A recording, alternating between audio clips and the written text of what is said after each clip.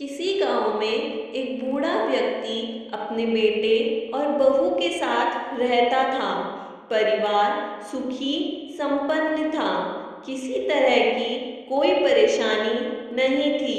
बूढ़ा बाप जो किसी समय अच्छा खासा नौजवान था, आज बुढ़ापे से हार गया था। चलते समय लड़खड़ाता था, लाठी की जरूरत पड़ने लगी। चेहरा झुर्रियों से भर चुका था, बस अपना जीवन किसी तरह व्यतीत कर रहा था। घर में एक चीज अच्छी थी कि शाम को खाना खाते समय पूरा परिवार एक साथ टेबल पर बैठकर खाना खाता था। एक दिन ऐसे ही शाम को जब सारे लोग खाना खाने बैठे, बेटा ऑफिस से आया था।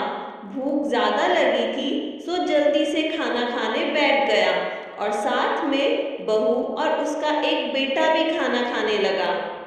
बूढ़े हाथ जैसे ही थाली उठाने को हुए, थाली हाथ से छिटक गई।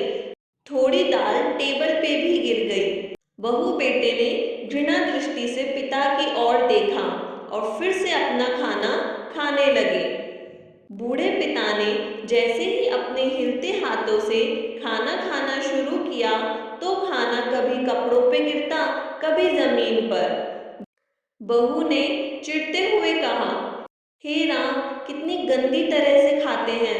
मन करता है इनकी थाली किसी अलग कोने में लगवा देते हैं।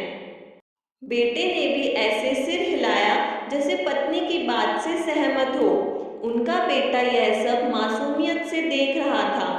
अगले दिन पिता की थाली उस टेबल से हटाकर एक कोने में लगवा दी गई। पिता की डबडबाती आंखें सब कुछ देखते हुए भी कुछ बोल नहीं पा रही थी। बूढ़ा पिता रोज की तरह खाना खाने लगा।